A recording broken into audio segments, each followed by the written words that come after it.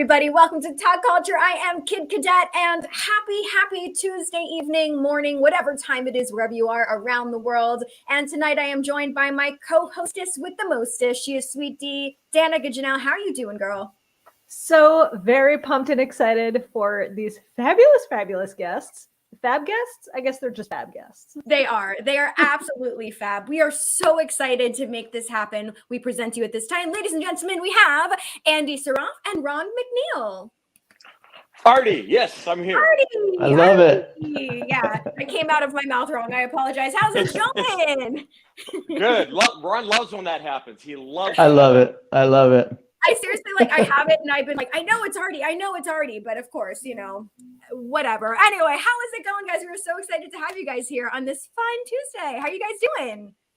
Doing good. I'm better than he's looking right now. Look at him. Look at that guy. He's scrambling. Yeah. Well, I'm in the middle of Indiana somewhere, so if it gets a little crazy with the internet, that's why. Normally I'm at home with my high speed and all that stuff and my good microphone, but right now it's just on my phone. But it's good to be here. Yay! It is so awesome to have you guys here. So we kind of wanted to start off by asking you guys, what were some of your fandoms growing up? Now, Ardy, we know you're into Star Wars. We know that's one of your big things. And before we even started, you were showing us some of your collectibles. But what were some of your fandoms growing up? Aside from music? Yes, yeah. Well, I mean, I definitely grew up in the Star Wars era, that's for sure. Kiss was a big inspiration to me growing up as a kid. Just the craziness, all these guys with kabuki makeup, with flash bombs going off and spitting fire and blood. And I was like, yeah, I want to do that. I mean, not the spit and fire, but we do spit blood every once in a while. I grew up with, great music in the household, luckily, with my mom and my sister and my older brother, and had a lot of good friends that were rock and rollers, and we loved just listening to, Queen, Led Zeppelin, the Eagles, Crosby, Stills and Nash. I mean, everything, Paul McCartney and Wings, and the Beatles obviously came into our lives. So I'm just a creature of pop culture. Same. And what about you, Ron? Yeah.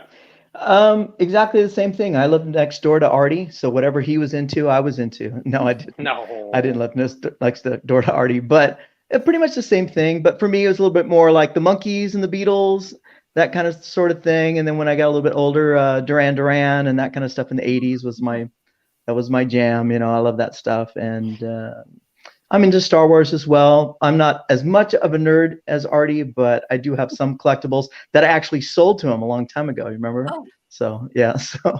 We're both kind of crazy about Star Wars. I melted those. I melted those down years ago. Good. Yeah. Fair enough. I love it. Yeah, I got multiple Star Wars tattoos. I mean, I just think it's one of the greatest franchises of all time, and I don't think anybody would disagree. So yes, obviously. Applause. All right. I agree with that. All right. Well, we're very interested to know, do you recall the first Beatles song that you heard that made you an instant fan of them? Oh, go ahead, Ron. You first. No, not really. I mean, I had my older sister's records, so something probably off of either Meet the Beatles or Introducing the Beatles. Probably I Saw Her Standing There was probably the one that just went, what the heck is this? That's great, Excellent. I think for me, believe it or not, it's going to sound very cliche, but I remember my sister had the Red and Blue album, which was the double album, 1962 to 1966. And she just got it at Kmart. It was like for $3 or whatever it was back then.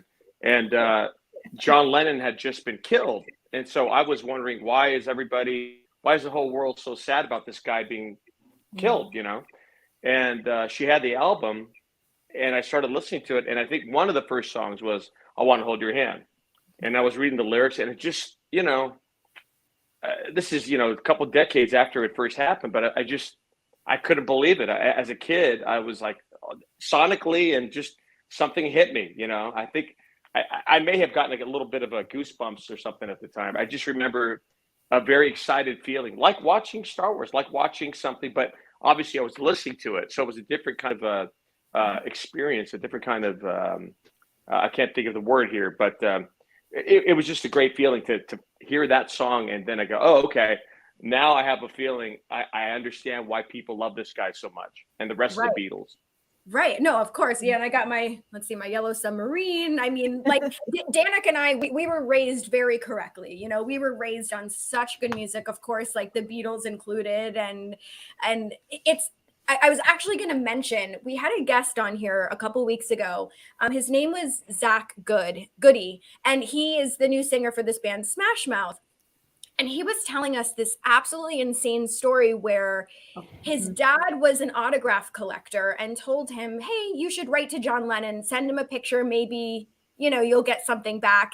And him thinking nothing of it, did just that, sent it to John Lennon. And then unfortunately, you know, John Lennon, his life was taken. And then a week later, an autograph from John Lennon showed up for him in the mail, which was wow, insane, isn't it? That's heavy.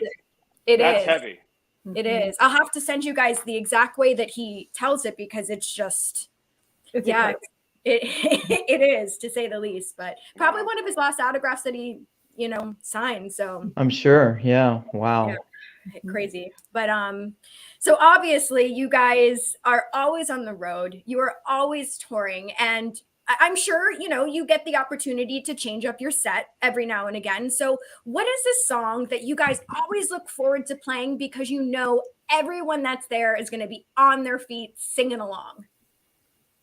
Sweet Home Alabama. Ah, classic Beatles tune. Sweet Home Alabama. Yes, of course. Roll Tide, roll. Roll Tide, roll. That's Lick It Up. For me, it's got to be Lick It Up. Lick It Up. Yeah. Written by the wonderful Vinnie Vincent, right? Yeah. Oh, yeah, that's right. Real quick story, since I said that, I might as well. When we play in Alabama, obviously they have the Crimson Tide down there. So we always do a little bit of Sweet Home Alabama at the end of the show. And the whole crowd goes crazy when you go, Sweet Home Alabama. And we stop and they say, Roll Tide, roll. Tide, roll. The sky's also blue. It's just crazy every time. Wow. And they just, it's amazing. It's amazing. Huh.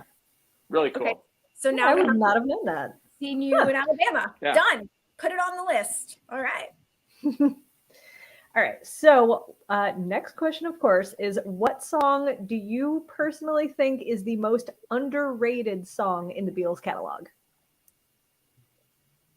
Oh, goodness gracious. These are hard questions. You know, oh gosh, there's so many. There's so many songs. Boy, gosh. What do you think, Ron? Well, like you said, even if you say something like In My Life, which wasn't a single, it's not like underrated or anything, but something like, I don't know, And Your Bird Can Sing doesn't get a lot of attention. I like that one. And a couple of those that are kind of like hidden gems. I like those. There's a Place. I'm going to say, yeah, There's a Place is good, early one. I'm going to say Lovely Rita. Oh, Oh, I do. Yeah. I might have to agree with you. I love Rita, and I love Yeah, Andy. Both those songs. We just did the Sgt. Pepper album in its entirety 2 weeks ago here in Orange County at the Orange County Fair. You tried? We did it. We did completely live though. Just the four of us. Just four guys on stage. I mean, we did She's Leaving Home, which has strings and harp, you know, and all that stuff. These guys, the other guys, as I'm singing it, the other three guys, including our drummer, are playing keyboards. So we did She's Leaving Home as a four-piece live. But we do everything as a four-piece. We don't have any fifth Beatle. We don't play to any tapes or anything like that. So it makes things like the entire Sgt. Pepper album a little bit of a chore. But we figured it out. It was a lot of fun. That is so incredible. Yeah, y'all are just next level.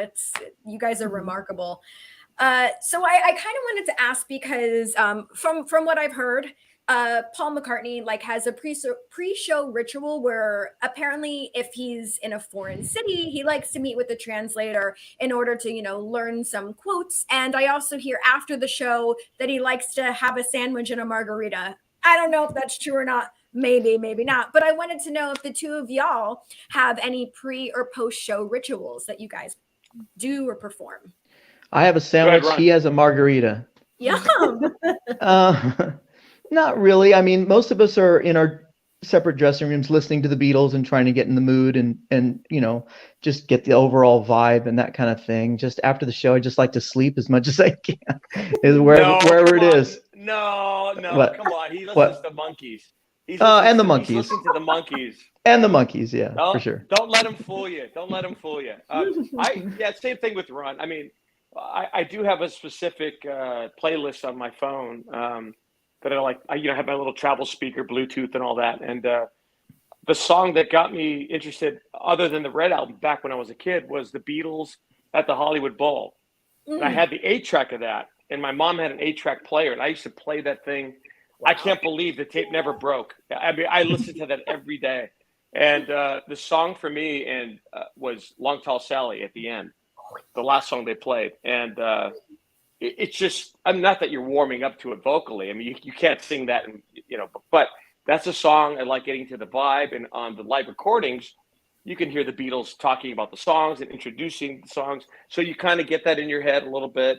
Sometimes I'll watch Hard Day's Night and Help on my phone just to get a little bit of a vibe. But and the other thing, generally, Ron and I and some of the other guys like to do also is we like to peek out in front of behind the curtain and look at the crowd. I was just going to say that, yeah. Mm-hmm. After we've been doing it 25 years, and it's just like to see people's faces, or maybe seeing the show for the first time. That's a great thing.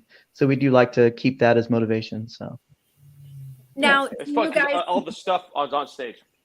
Do you guys still ever battle with like nerves or anything like that? And if so, do you have ways to combat that? Not nerves, but nerds. Nerds. Nerds. Yeah. Here we are. Yeah. We have arrived. Hi. Nerds. Yeah. Beatle nerds, Star Wars nerds, monkey nerds, Kiss nerds. No, a little bit. I think if you're not nervous, you're not doing it right. I mean, that's just how I feel. You have to have a little bit of butterflies. I mean, that's a good thing. Excitement. That's what it is. You're excited. So you're getting a little anxious to get the show going. And I think part of the reason why we look at the audience is to bring that down a little bit. You can see, hey, they're taking a picture in front of the stage, because all the guitars are all lined up. So you get kind of a little bit of a feel. Oh, that person, I see a Beatles shirt. Oh, a Fab Four shirt too. So you kind of start getting a little read of the audience, which is cool. Sure. And I mean, obviously you guys have had the opportunity to play everywhere and all over. Is there like any really unique venues that you guys look forward to getting to play? Well, we played at the Cavern Club, which is where the Beatles started in Liverpool. Right now, it's funny. It's funny we said that because right now they're doing Beatle Week over there right now. We were there 3 years ago, 2019, right before the pandemic. And that's always a fun place. And then for me, like we just played the Orange County Fair, which is a local show for us. That's one of my favorite shows that we do. That's awesome. What about you, Ron? Same answers? Oh, well, like Ardy said, we've been all over. Carnegie Hall, we've played the Hollywood Bowl. We played Dave Grohl's wedding.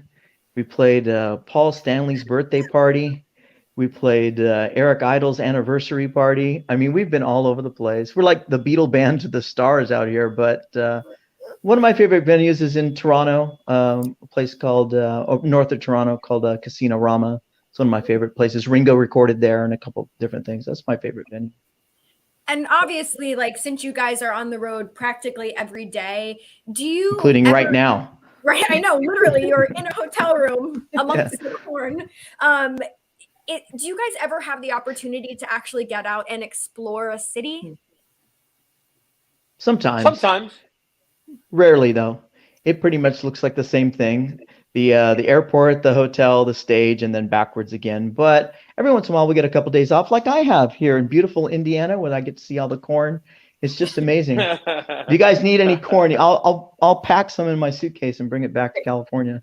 But every once in a while. And now, obviously, just as a personal question, and maybe you can help out everyone that is watching right now and commenting, traveling right now has been a little stressful. Do you guys have any good travel tips that you can give to any of us? Don't travel. Okay. Just don't? Okay. Try to get a little bit of sleep. That's one thing that hits us the hardest when you're not sleeping. And literally, and you get on a plane and go to the hotel and You don't know what day it is. You know what time it is. You know, you try to rest. You hydrate, of course. You got to hydrate. Lots of water. Yep. Lots of liquids. Yeah. Got it. For sure. Don't forget clean underwear. Ah, of course. Important. Wait a minute. Beetle. Oh, okay. Beetle underwear. Beetle underwear. Of course. Done. Well, speaking of things to bring on the road, beyond the obvious, like gear and underwear, and Ardy, you mentioned your Bluetooth speaker. Are there any little things that you always have to bring on the road with you? Do you have like a good luck charm that you want to bring, or something from home? Oh my gosh! You know, it's funny you said that. Oh, I have my other set downstairs, but hold on, let me share something. Okay. Here he goes. I have more Star Wars stuff. Well, Here we go. I knew it. No, this is part of my routine. So I have another little Darth Vader guy. I have 3 other stormtroopers. I always put the stormtroopers on the side of him. Most of the time, I put them out next to the speaker. They're right there next to my shaver. I go, okay, Darth Vader, Dark Lord, can I shave now? And he lets me shave. How kind. Does the Force. Yeah. And so my little figures are part of they're in my suitcase downstairs right now, ready to go tomorrow, actually. You see what I got to put up with? You see this? Yeah. Sorry, I was staring at my Jabba the Hutt from across the room. So. Oh, here we go. Oh. May I continue this interview? Whatever he would say. Okay. I think we're For good a to go. second Okay. there, I thought you had. Yeah. For a second there, I thought there was a big dog dropping or something. No, but I'm gonna tell him that I you don't know told what me that that. was. So, you know. So Ron, anything for you? Anything you travel with that's of importance? No, nothing like that. I mean, just stuff to make you comfortable, pillow or whatever, or just something like that. But no, just, a lot of Aleve and, sometimes some sleep medication. But other than that, no, I don't have any charge. I just go to Ardy's room and borrow a stormtrooper or something, makes it easier. That's very kind. Thank you for sharing the stormtroopers. So since Ardy, you already mentioned it, and we wanted to ask more about the Cavern Club, because obviously it's such an iconic place for the Beatles, and you guys getting to perform there is legendary. What does it mean for you that you guys had that opportunity? I mean, that has to be so incredibly special. It was very cool. I mean, to be honest, I actually went to Liverpool before we played there. This was like in the mid 90s. I went there as a tourist. But it was still, for me, walking the streets and walking some of the same streets they did, sitting in a booth. There's a bar down the street that's close to the Albert Docks where the water is. It's called The Grapes.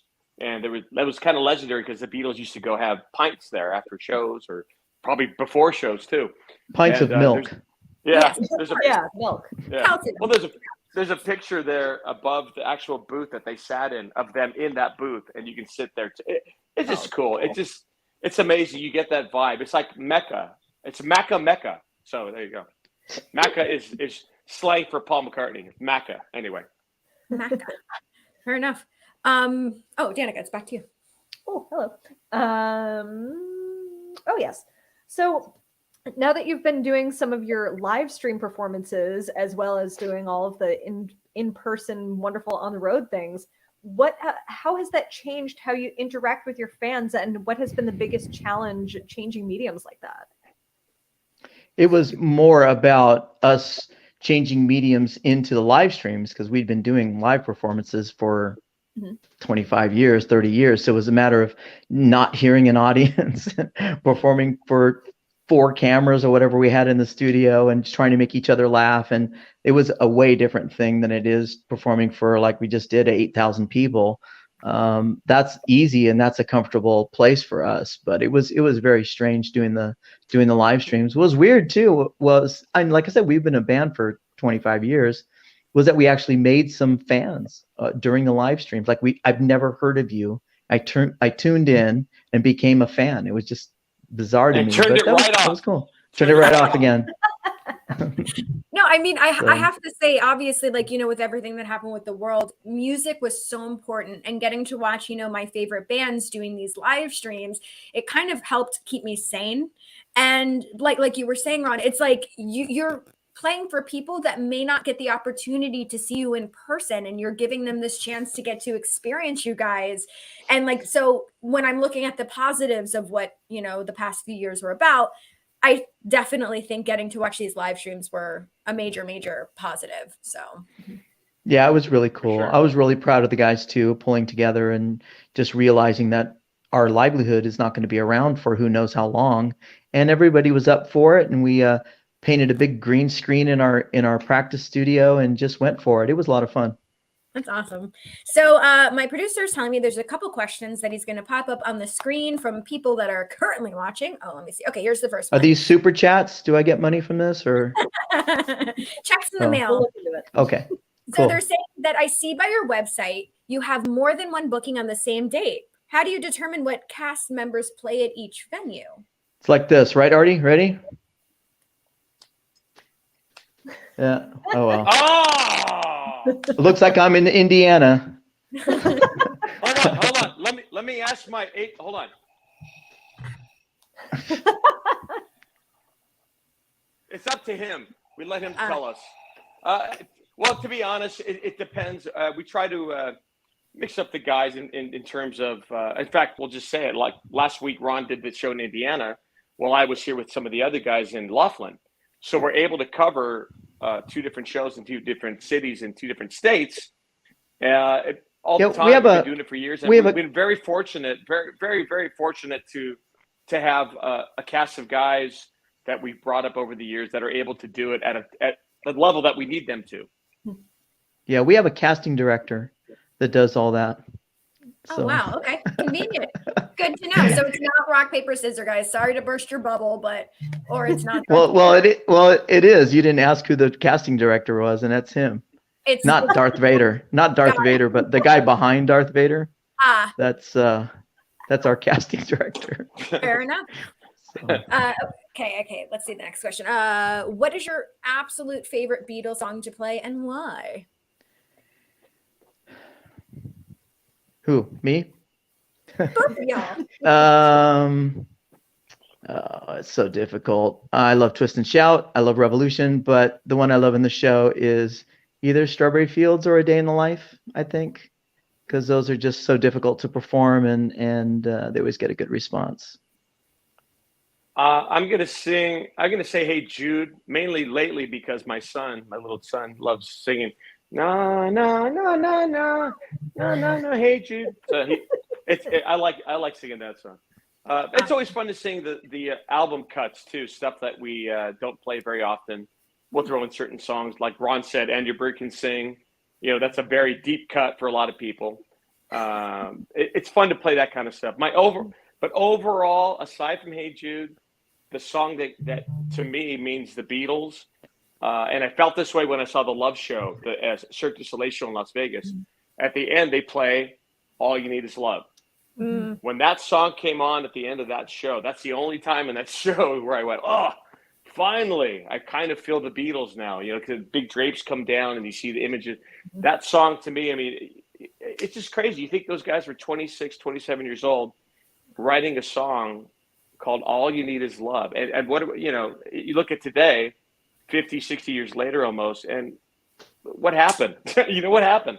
What happened to writing music like that can literally change the world? Yeah. You know, but when we do, few and far between, we're able to do that song because it requires an orchestra. That's one song we can't do as a 4-piece. So when we are able to play it, it's a treat. That's awesome. Thanks, Erica. A couple more questions. Oh, how did playing Dave Grohl's wedding come about? That's a good question. I think we were just asked.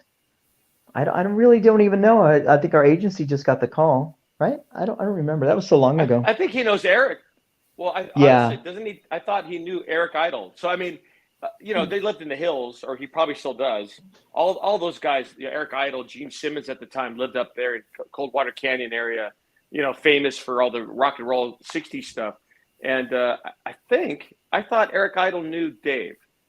It's possible. From mutual friends. Yeah, I think they kind of know everybody. I think that's what happened. So we got hired to play his wedding, and he had a tennis court right at his house, and they covered the whole tennis court to make it look like a hall, a dance hall.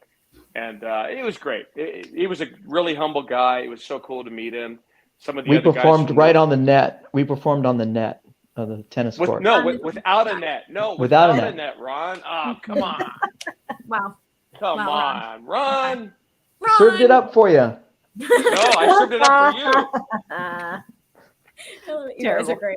Okay, so let's see. Okay, what is the hardest song to sing and play at the same time on your respected instruments? I'll say Getting Better. Okay.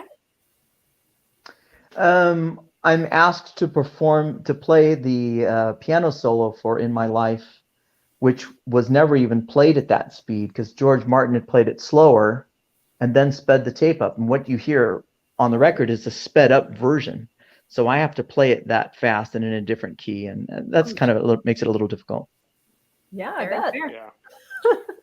Okay, so let's see. Okay. Obviously, you guys are without a doubt the most renowned Beatles tribute band in the galaxy. And you guys have had, like you said, so many opportunities to meet. And other galaxies. Far away galaxies. You said galaxy. I did. Say it. I certainly did. What would you guys say has been one of the most rewarding things that has happened to you guys or that you guys have had the opportunity to do being part of this band? Oh, I'll start with this one, Ron. I think he's probably going to say the same thing. We were asked to do some motion capture projects, the first one was Rock Band, the Rock Band game. So if you have the Beatles Rock Band game, that's us. When you see all the Beatle movements in that game, that's us doing all this stuff and bowing with the guitars and doing this and that. And then after that, 2010, I think it was, we worked with Robert Zemeckis, Academy Award-winning director, and they were about to do a Yellow Submarine 3D remake. This was under the umbrella of Disney. So we had Doug Chang, who was the art director for the Star Wars prequels. He was the supervisor for the illustrations and graphics.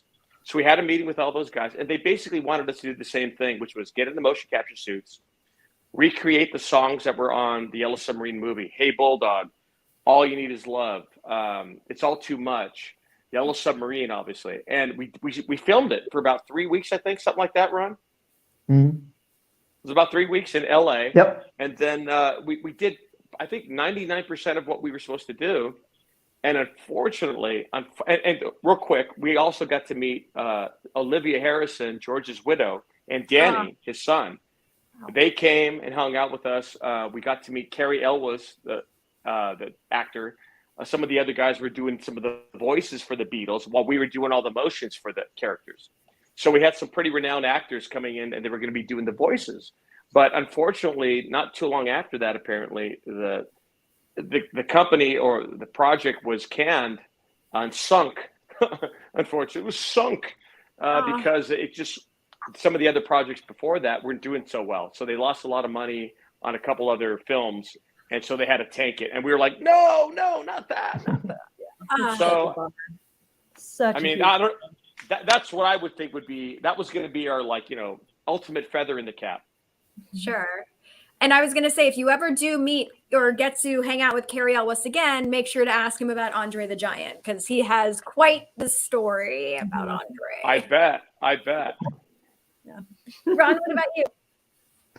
Well, like Ardy said, I mean, we've done so many things over the years, but I'm most proud of the Christmas album that we have, and I'm also most proud of our Emmy Award that we won for our PBS special. I mean, there aren't too many tribute bands with any awards, much less an Emmy Award. But those are some fun times, and like Ardy said, all that stuff with the mocap and all that stuff was just we've been blessed for sure. That's awesome. Yeah, and I love the special. I've seen it, and it's, well deserved. So, okay, we're gonna pivot ever so slightly. We have a game for you guys. So we're gonna play a game of Would You Rather. Thank you. You pivoted. You mean okay? You're on top of it already. All right. I thought you meant literally. All right, everyone pivot. So yeah, we're gonna bring up the game. This is a game of Would You Rather. There is no wrong answers. Whatever you guys choose is correct. So let's see. Danica, do you want to go first? Do you want to read the first one? Sure.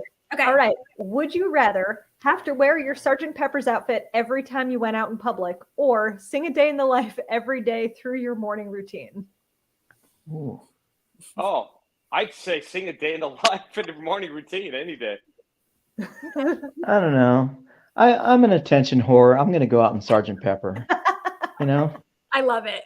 I love it. That's a great choice. Great choice. Both are great. Both correct. Okay. Here's the next one. Would you rather?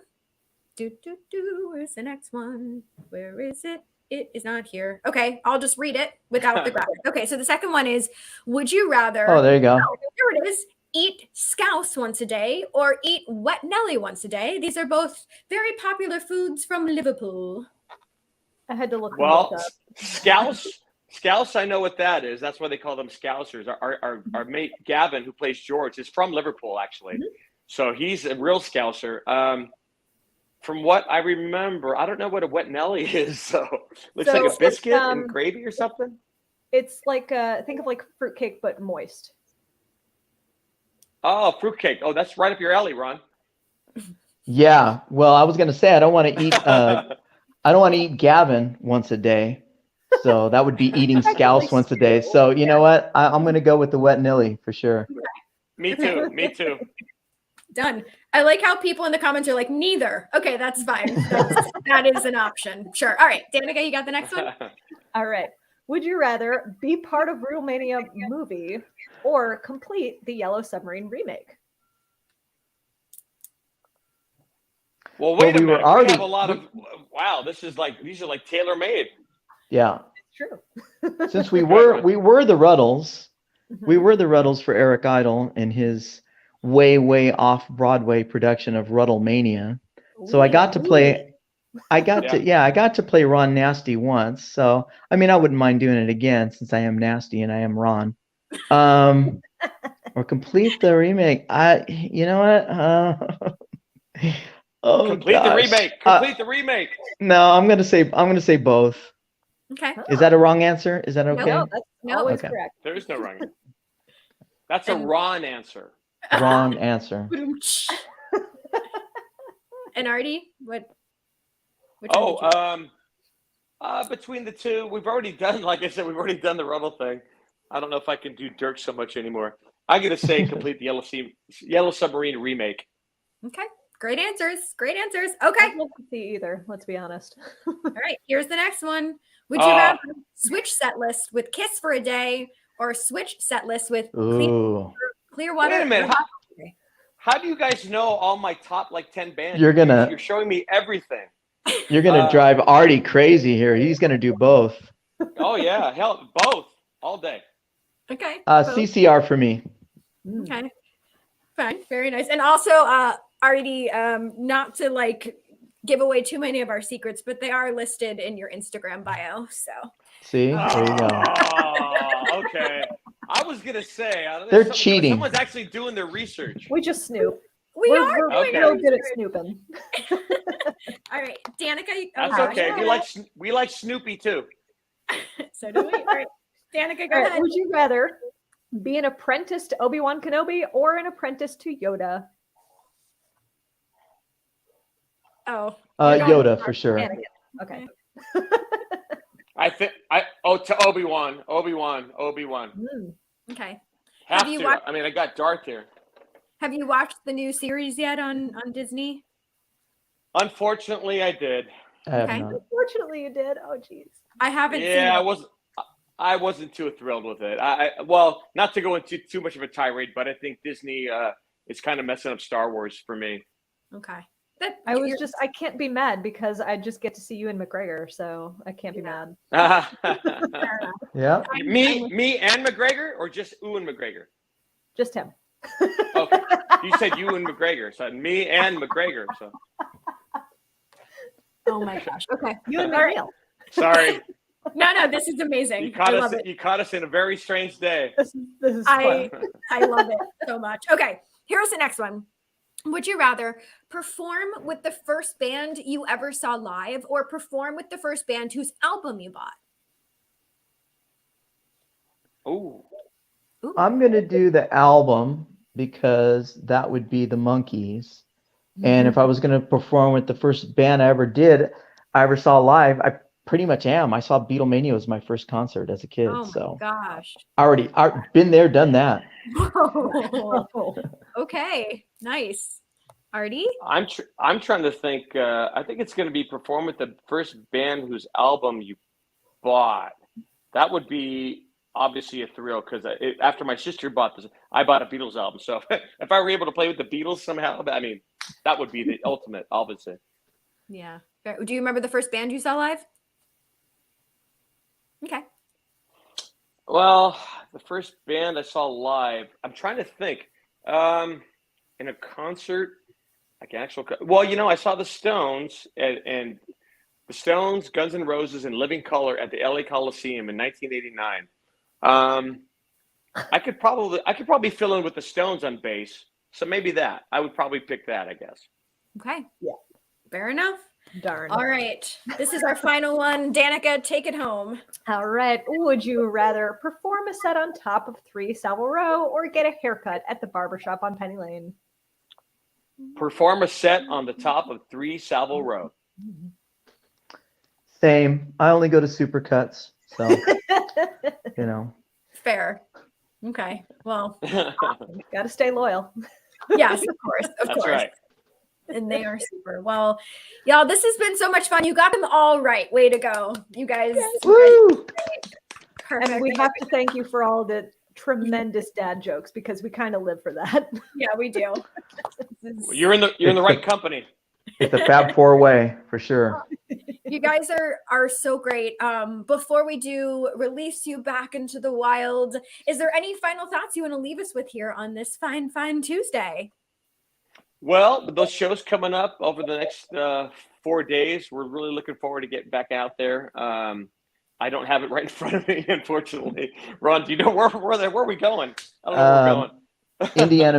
Indiana, Michigan, and Ohio. You can find it on our website, thefab4.com. It's under our tour schedule. I'm also putting together a Monkees tribute called the Monkey Men right there.